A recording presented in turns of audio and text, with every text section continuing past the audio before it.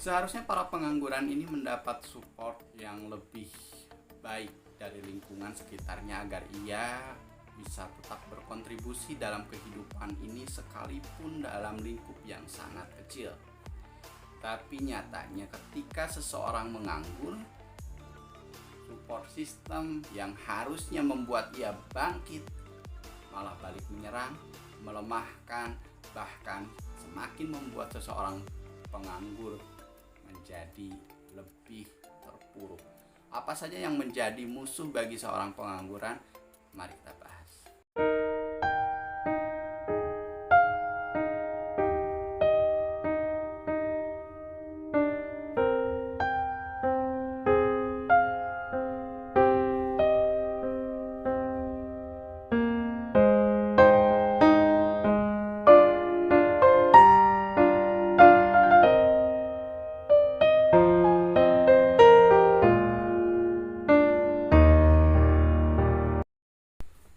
Pengangguran itu selalu dikonotasikan negatif. Pengangguran selalu diidentikan dengan malas, tidak berguna, miskin, kebodohan, tidak punya masa depan, madesu, sampah masyarakat, bahkan tak jarang akhirnya dikaitkan atau malah akhirnya berurusan dengan kriminalitas.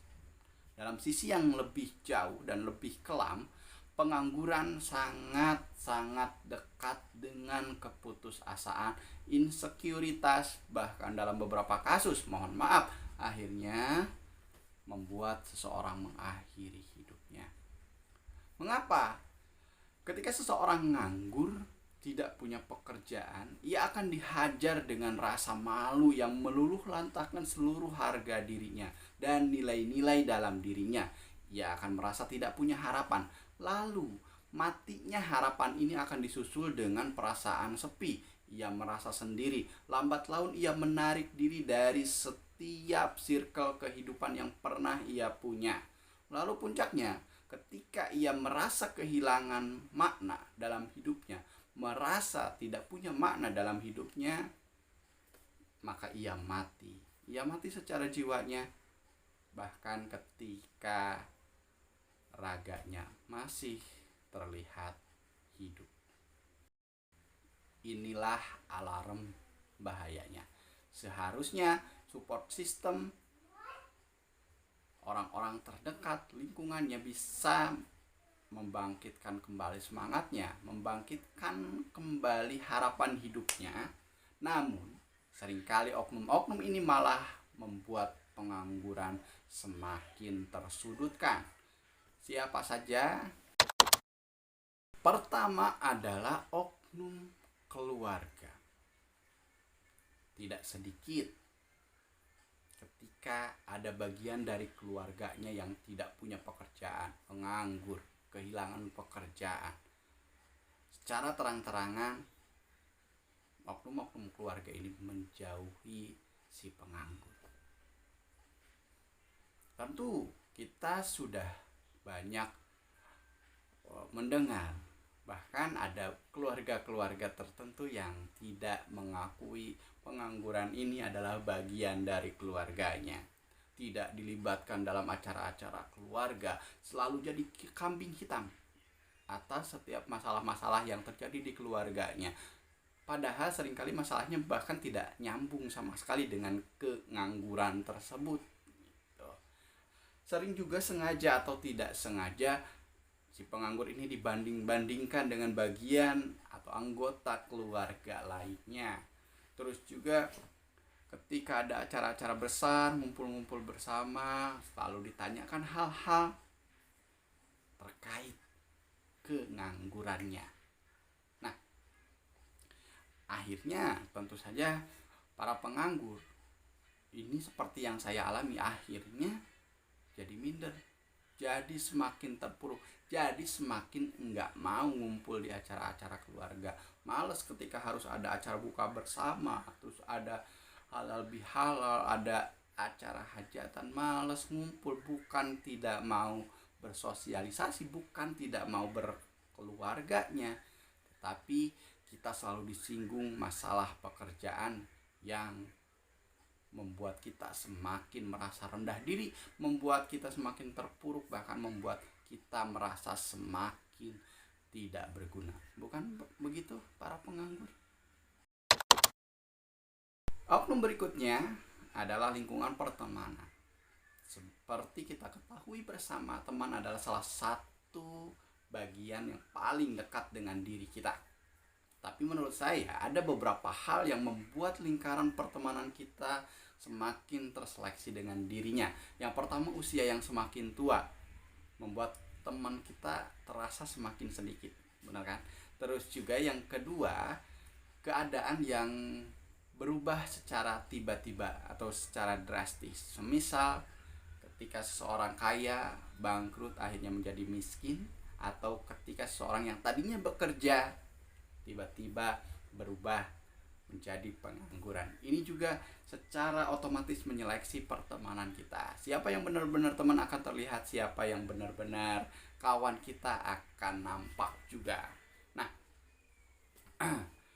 dua permisalan tadi, kondisi yang tiba-tiba jatuh atau tiba-tiba nganggur, itu saya alami dulu ketika saya muda, lebih muda dari ini maksudnya, tidak agak lebih muda. Ketika saya masih bekerja, teman saya lumayan ada. Nah, pun ketika masih bekerja tadi ya, ketika masih bekerja ya ada, teman saya ada. Tetapi ketika umur saya semakin menua, terus juga pekerjaan tiba-tiba tidak ada, pekerjaan tetapnya tidak ada, teman saya lumayan tidak ada. Kalau tadi lumayan ada, kalau sekarang lumayan tidak ada. Pada kemana entahlah. Yang jelas masih ada beberapa yang sampai saat ini masih berhubungan, masih peduli, masih mau ngobrol, dan yang terpenting mau memposisikan kita sebagaimana sebelumnya, atau memposisikan kita menjadi orang yang sama. Karena dari awal mereka berteman dengan kita itu melihat kita sebagai pribadi, atau melihat saya sebagai pribadi, bukan saya sebagai anu atau saya sebagai anu. Itu misalkan saya sebagai jabatannya anu apa gitu kan, tidak, tapi melihat saya sebagai pribadi. Tentu ketika mereka berteman, ketika kita berteman dengan seseorang dan melihat sebagai pribadinya, sebagai Aja ini misalkan, sebagai siapa gitu, kita sampai kapanpun kita akan terbiasa melihat dia sebagai pribadi, bukan sebagai tokoh yang ia perankan, bukan sebagai sosok yang ia perankan. Begitu. Dalam kondisi saya yang akhirnya terpuruk, diakui ataupun tidak diakui, banyak akhirnya teman-teman yang melepaskan diri dari lingkaran pertemanan dengan saya. Banyak teman-teman yang akhirnya menjauh. Positive thinkingnya mungkin mereka punya kesibukan sendiri, punya dunianya sendiri yang harus mereka urusi. Dan buat apa mengurusi hidup saya yang memang sudah terpuruk, yang sedang terpuruk, sementara mereka sendiri juga masih mengurusi dunia mereka. Nah, contohnya begini teman-teman. Selepas saya tidak bekerja lagi, tidak bekerja dalam artian tidak punya pekerjaan tetap, tidak punya seragam, tidak punya perusahaan sebagai naungan, saya akhirnya menghabiskan waktu banyak untuk membuat konten-konten seperti ini. Banyak teman saya yang juga tahu saya punya channel, saya punya konten begitu. Sering nanya ini tuh tentang konten saya, gimana perkembangannya, gimana udah berapa subscribernya. Tetapi yang nanya ini pun mereka tidak pernah mau nonton. Tidak mau yang benar-benar peduli terus klik nonton video saya, bahkan sesimpel ngeklik subscribe juga, atau mungkin menyisakan waktu semenit, menyisakan kuotanya semenit untuk melihat konten saya juga enggak. Padahal kalau mereka memang peduli, keberadaan konten-konten seperti ini, keberadaan konten-konten saya yang seperti ini hanya memastikan, hanya menjaga asa hidup saya supaya setidaknya ada yang saya perjuangkan dalam hidup ini. Sudah saya kalah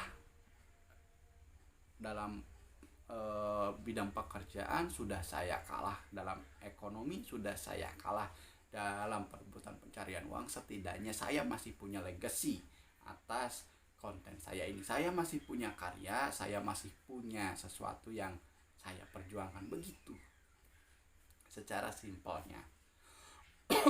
Nah, semisal saya menyinggung hal ini, kenapa kok nggak pernah mau nonton gitu kan? Alasannya banyak, tentu saja alasannya banyak.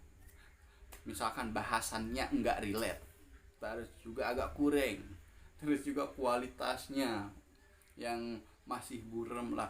Kalau memang mempermasalahkan hal ini, ya support dong, supaya saya bisa membuat konten dengan lebih baik lagi, supaya saya bisa menghasilkan konten-konten yang lebih bermanfaat lagi. Bantu entah secara kalian menontonnya, atau boleh di mute gitu kan, cuma klik, dibiarkan ditonton, atau dibiarkan konten ini nonton kalian tidur misalkan gitu kan, nggak apa-apa. Entah itu, yang jelas kita bantu teman nih yang lagi nggak punya pekerjaan, setidaknya dia lagi berkarya, bantu karyanya. Nggak ada kan, nggak ada.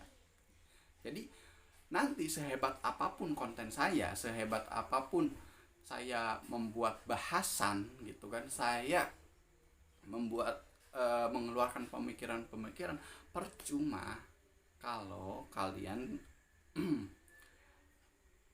ya, kalau kalian tahu yang ngomong ini hanya pengangguran, dan kalian menganggap ngapain nonton pengangguran, saya lebih sibuk gitu, saya lebih hebat dari si penganggur ini. Percuma ketika pikiran-pikiran itu tetap ada, kecuali memang peduli dan oh iya, si temen ini kasihan, pekerjaannya nggak ada, sekarang tinggal ngonten, ya udah saya bantu kontennya gitu. Nggak ada yang seperti itu kan. Yang terakhir dalam bahasan kita kali ini, yang membuat seorang pengangguran menjadi semakin terpuruk adalah media sosial. Ketika kita membuka media sosial apapun itu, sekali scroll, banyak informasi yang secara bersamaan menghambur, membanjiri otak kita. Dengan itu kita menjadi lebih pintar, dengan itu kita menjadi semakin tahu, dengan itu bisa membuat kita semakin terlihat cerdas. Enggak, justru kita semakin goblok, kita semakin kebingungan, kita semakin kehilangan fokus. Apalagi ketika yang kita lihat adalah kehidupan orang lain, etalase kehidupan orang lain pamer kehidupannya di media sosial, orang lain pamer kebahagiaannya di media sosial.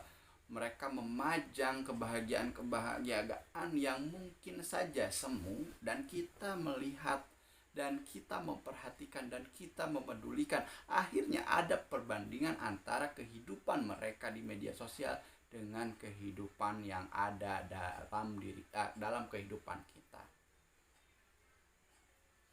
Lalu kita semakin terpuruk karena kita melihat orang lain bahagia, kita melihat orang lain bekerja, kita melihat orang lain senang, kita melihat kebahagiaan yang tertata, terpajang rapi di media sosial mereka. Sementara kehidupan kita seperti ini, ya kita semakin terpuruk. Karena yang kita jadikan acuan adalah kehidupan orang lain di media sosialnya. Begitu. Lalu kita bisa apa? Bahkan untuk curhat di media sosial saja, seringkali kita merasa berdosa besar. Padahal menurut saya, untuk seluruh warga sipil yang saat ini masih menganggur, yang masih senasib sepenanggungan dengan saya, kalau sekiranya dengan curhat di media sosial membuat kalian merasa lega, curhatlah. Gak usah merasa bodoh, gak usah merasa berdosa, gak usah merasa bersalah. Karena ya memang kita tidak berharap akan ada yang peduli, akan ada yang menolong. Tidak, kita tidak berharap seperti itu. Tetapi setidaknya kita bisa meluapkan perasaan, bisa mengungkapkan perasaan, bisa mencurahkan isi hati, yang ketika itu kita tidak punya teman untuk mencurahkan apa yang kita rasakan. Kita tidak punya keluarga, bukan tidak punya keluarga, tapi mereka menjauh karena kita menganggur. Teman-teman kita pun begitu, mengetahui kita menganggur, mereka takut ketularan nganggur mungkin, gitu kan. Jadi kita bisa apa ya, salah satunya ketika curhat di media sosial, ya curhatlah, lepaskan unek-unek dalam diri kita. Nah, karena saat kita sudah curhat di media sosial, saat kami pengangguran ini sudah curhat di media sosial, berarti boleh jadi saat itu memang keluarga kami sedang menjauh, teman juga sedang jarak jauh. Oke, teman-teman, itu dia beberapa poin yang mestinya menjadi support system kita. Ironisnya malah jadi oknum yang semakin membuat kami pengangguran semakin terpuruk. Nanti kita bahas cerita-cerita lain seputar pengangguran di episode berikutnya. Jangan lupa untuk teman-teman yang merasa senasib sepenanggungan dengan saya, subscribe, like, bahkan share video ini. Mudah-mudahan bisa berguna. Kalaupun tidak, ya skip aja. Saya Jajani, sampai jumpa di episode